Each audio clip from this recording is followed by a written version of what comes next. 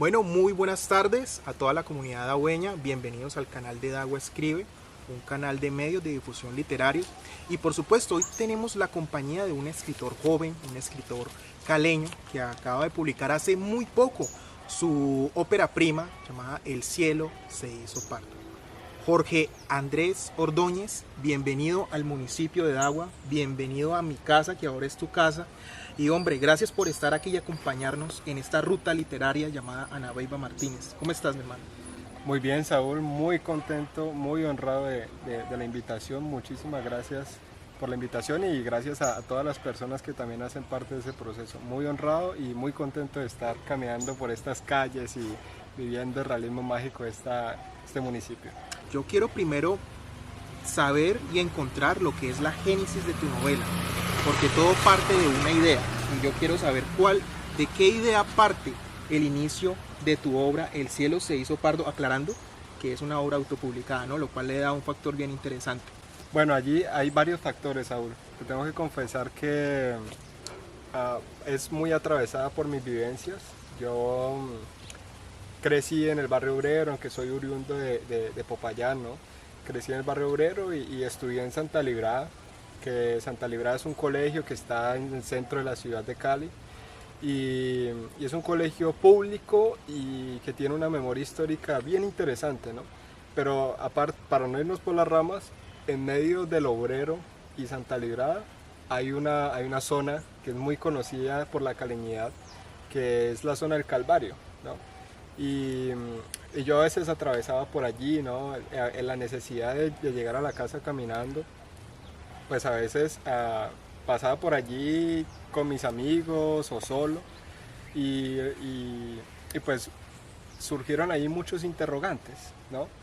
Y son interrogantes que tienen que ver más como con el comportamiento que nosotros tenemos para con el otro, ¿no? Porque a veces nosotros manejamos unas narrativas que realmente son muy destructivas y no nos damos cuenta, ¿no? Y perpetuamos estas narrativas y cuando perpetuamos una narrativa destructiva perpetuamos violencia, ¿no? Estamos siendo violentos, no necesariamente físicamente, pero sí destruimos la vida de una persona, la percepción, destruimos la construcción de su identidad propia. Y, y bueno, por un lado me interesó mucho recoger todos estos interrogantes que iba viendo cuando caminaba y por el otro lado también hay un factor, digamos que a nivel macro, que es, estamos en una época en la que no sabemos cuál es la identidad realmente a la que pertenecemos, no sabemos cuál es la lucha con la que nos identificamos colectivamente como sociedad del siglo XXI. Y me parece que esa búsqueda se trata de hacer un poco también en la novela. Los personajes siempre están busco, o sea, de qué manera pertenezco, de qué manera habito mi individualidad y de qué manera habito la otredad. Hay algo que me atrae mucho de tu novela y es el hecho del harto contenido urbano. Yo creo que ya me has dado la génesis de él, el hecho de que hay una base urbana muy importante y que Cali esté retratada de alguna manera. Yo quiero que tú me hables un poco del arquetipo del personaje del zapatero y del embolador, tan común en ciertos contextos urbanos y de hecho que algunos llegaron a ser famosos en la historia. Recordemos a ese embolador que es el que le da el primer golpe a Juan Roa Sierra, el aparente asesino de Jorge Eliezer Gaitán, o esa dignificación del embolador personificado por Jaime Garzón. En la novela también los personajes son personajes que no tienen mucha etiqueta, son personajes que tienen un protagonismo, que protagonizan su propia vida y que son vidas que por no tener mucha etiqueta, por no tener mucho renombre, no dejan de ser importantes e interesantes. Incluso uno se da cuenta que la vida de un zapatero puede impactar muchísimo más la sociedad que la vida de muchas otras personas, qué sé yo, que de pronto vemos más, ¿no? Jaime Garzón, por ejemplo, encarnó a este zapatero, a este embolador, ¿no? Y este embolador decía cosas simplemente desabridas, ¿no? Era una persona que veía el mundo como lo veía y era honesto con esa mirada que tenía del mundo. Y yo creo que esa mirada honesta se encarna también en el trabajo, ¿no? En el trabajo de ser zapatero uno nomás ponete a pensar, Saúl, uno sentarse a los pies, postrarse casi, ¿no? A los pies del otro para lustrarle sus zapatos, ¿no? Estás trabajando, pero de alguna manera estás agachando la cabeza, tenés la cabeza agacha y el otro te entrega la plata de arriba hacia abajo, que dignifica su trabajo agachando la cabeza, pero que al mismo tiempo está siendo sincero con su vida y está siendo sincero con lo que ve. Eso es lo que hace Jaime Garzón. ¿Por qué el embolador? Porque es que el embolador no tiene ninguna etiqueta que lo cohiba, ninguna etiqueta que lo inhibe. Entonces, eso es un arquetipo que se ve en la novela porque se necesita una honestidad. La honestidad del pueblo es ese tipo de honestidad, ¿no? La novela parte de una idea de interrogantes. Sí, a lo largo de la historia de las humanidades, la filosofía es la que genera más interrogantes para la existencia humana, para la humanidad, y continúa generando ese cuestionamiento de la existencia humana. Pero desde el lado literario, la literatura ha intentado responder a esos interrogantes. ¿Qué responde tu novela a ese interrogante de cuál es el camino de los jóvenes en la actualidad? La novela propone varios caminos, ¿sí? Y son varios caminos que se hilan desde lo que se vive en la ciudad de Cali, ¿no? En la parte urbana y también a veces se habla un poco de la ruralidad, ¿no? En donde suceden varias otras cosas. Y estos caminos pues son varias propuestas que pues lo que quiere decir es de que tenemos que tener la capacidad de explorar, ¿no? El entorno al que nosotros pertenecemos y al que no pertenecemos, para que nosotros tratemos de encontrar allí y construir nuestra identidad. Nuestra identidad no solo está en lo que nos dice el otro, en lo que nos dicen los demás, puede que exista en lo que me dice el otro, pero digamos que el abrirse, el caminar, el conocer otras perspectivas es muy importante para que uno pueda encontrar el propio rumbo, por el lado de los idealismos, del idealismo de la juventud. Yo creo que somos una generación que está reflexionando mucho políticamente, ¿no? O sea, no quiero decir de que otras generaciones no lo hayan hecho. Estamos reflexionando desde una perspectiva política, no solo en el sentido electoral y no solo en el sentido de administración, sino también en el sentido del habitar como ser social, que el criticar el cuerpo del otro, o cómo se viste el otro, o cómo se habitan en el ser social, pues ya empieza a quedar un poco atrás, ¿no? Y yo creo que esa parte es la parte del ideal que estamos construyendo, y de pronto por eso estamos perdidos un poco en el ideal, porque es que precisamente lo estamos construyendo, ¿no? Siempre que hay en la historia de la humanidad unos quiebres, siempre hay unas incertidumbres, que son incertidumbres que son las bases para que uno empiece a edificar sobre ellas. Y nosotros somos de alguna manera esos primeras personas que están que están construyendo sobre algo nuevo, sobre una nueva perspectiva, porque además tenemos la parte tecnológica, ¿no? Yo hablaba con el escritor que me prologó el libro, Luis Enrique Amaya, y él decía que él vio pasar en la televisión de blanco y negro y llegó al smartphone y a la inteligencia artificial, y nosotros llegamos bueno, yo no nací con el smartphone en la mano, pero digamos sí tuvimos un contacto más cercano con el smartphone, con la tecnología, y esto obviamente va a cambiar muchísimo la visión de nosotros.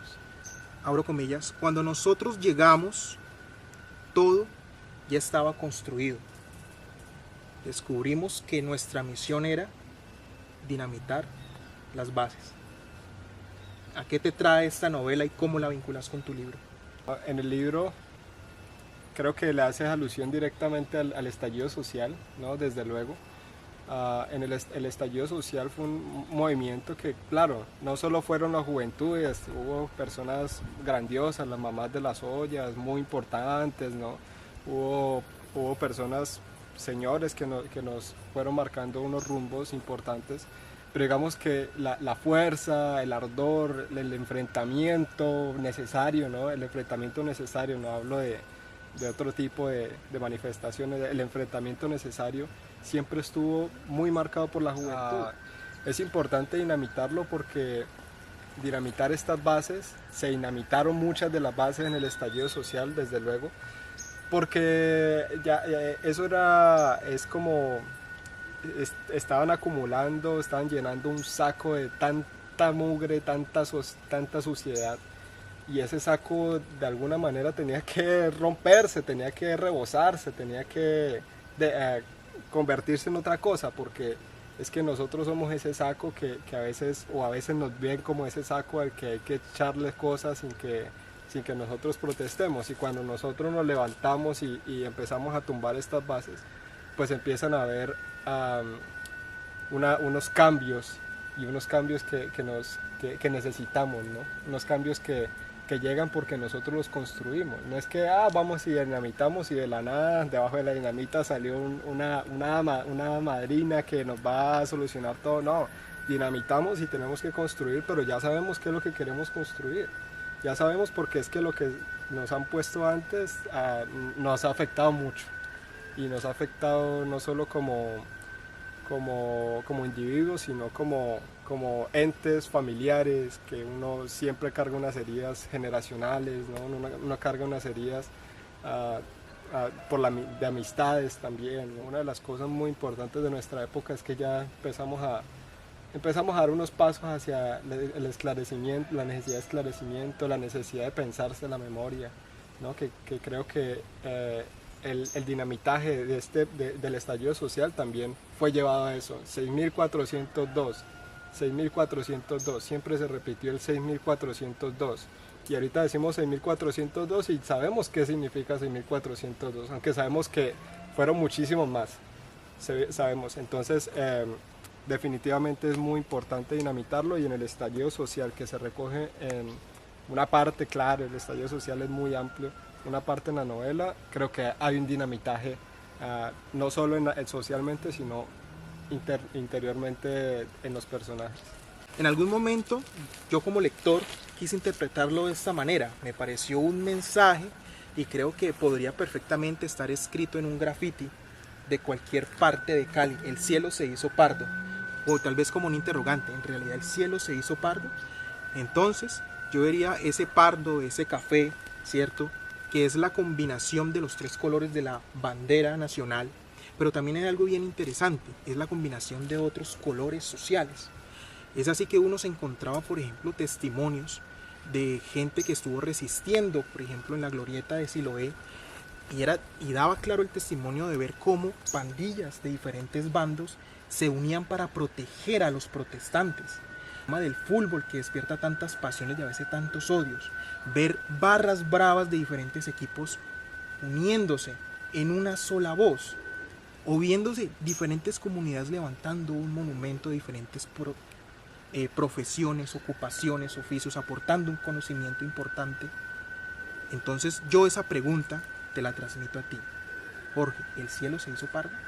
Cuando hablamos del cielo se hizo pardo, Saúl, es cuando nosotros vemos un cielo que no nos satisface, es un cielo que tiene unos matices, pero que realmente no te dice nada, ¿no? Estás como en una incertidumbre, precisamente. Ese pardo es una mezcla, puede ser la mezcla de un rojo con un azul, con un amarillo, los colores de la bandera, pero también puede tener un naranja, ¿no? Es una vaina que uno no termina de saber qué es, y que de alguna manera lo deja uno en un estado de incertidumbre.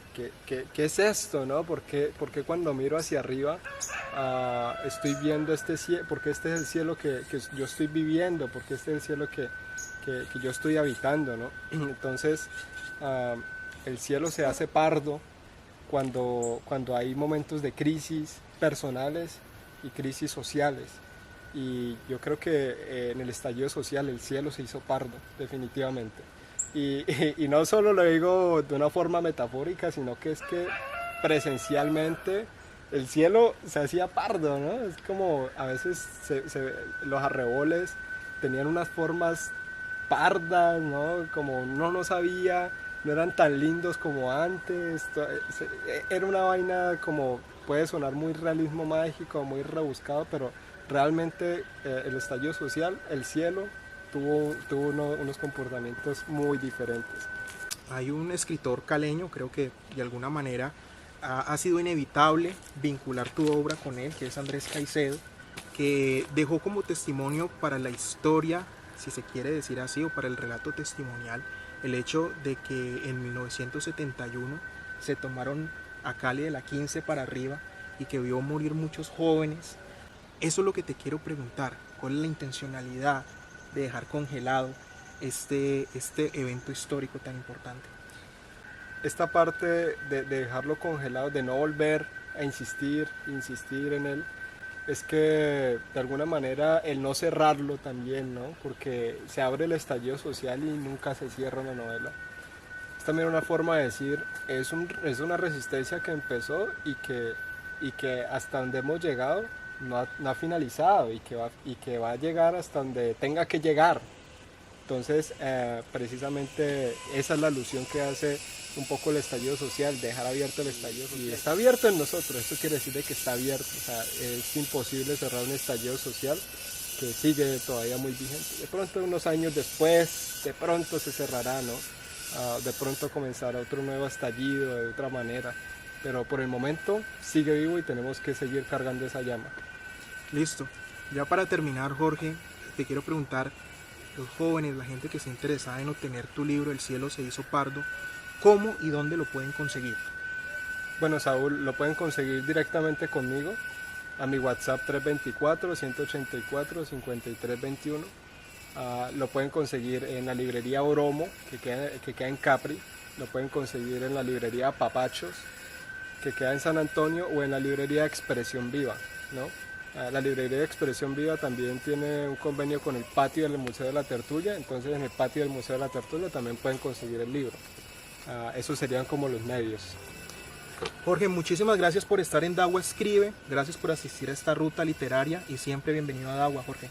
Saúl, muy honrado, muchas gracias por el trabajo que has hecho y creo que debemos hacer parte de esta llama que estás conmigo. Muchas gracias y muchas gracias a ustedes. Muchas gracias, hasta luego.